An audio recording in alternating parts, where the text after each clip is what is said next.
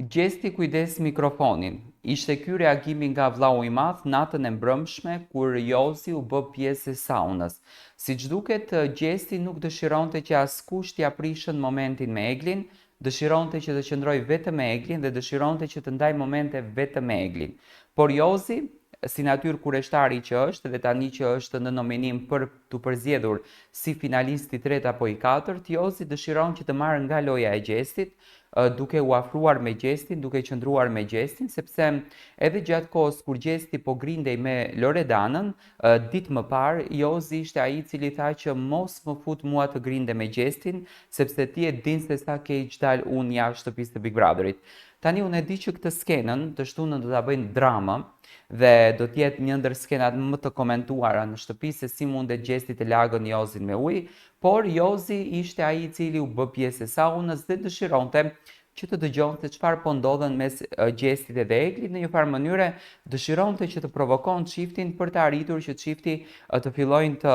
ofendohen, të denigrojnë njëri tjetrin, të grinden, ashtu siç ka bërë Loredana me Jozin. Dhe çfarë bëri gjesti? Jozi nga darka, ku ishte i pozicionuar, shkon në sauna ku gjesti edhe Egli po kalonin momente të bukura bashkë, edhe i thot gjesti që unë nuk dua të dalë prej këtu, unë dua të qëndroj këtu. Gjestit nuk i plasi fare se Jozi kishte mikrofonin, edhe mund t'ja dëmtonte mikrofonin. Gjesti merr atë, si ta themi, atë kovën nga drasa me ujë ku qëndron uji për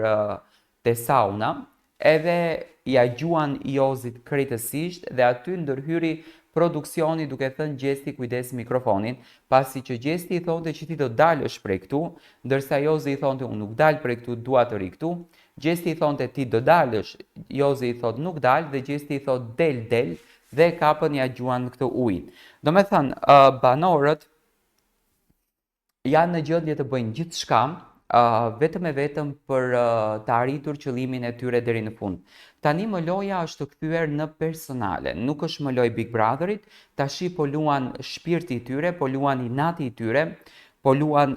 mlefi i tyre që kanë ndaj njëri tjetrit dhe të gjithën këtë gjën e përfundojnë me inate personale, me urrejtje personale, me mlef personal. Nga ana e gjestit mundet edhe mos të jetë shuara inati që ka për Jozin, për atë gjën që Jozi bëri. Nga ana e Jozit mundet të jetë një lloj përfitimi në qoftë se ai merret me gjestin, luan me gjestin, sepse e din se çfarë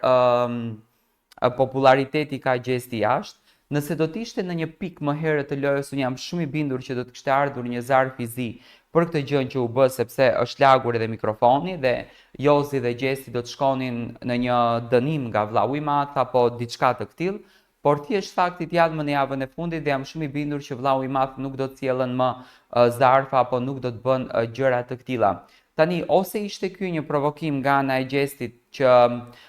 të nxjerrë Jozin nga shtëpia ku Jozi do ta godiste, por unë nuk do ta quaj provokim sepse ishte Jozi ai i pari i cili shkoi dhe dëshironte të bëhet pjesë e çiftit, dëshironte të bëhet pjesë e momentit. Thjesht doja të marr mendimin tuaj si e komentoni ju reagimin të gjestit që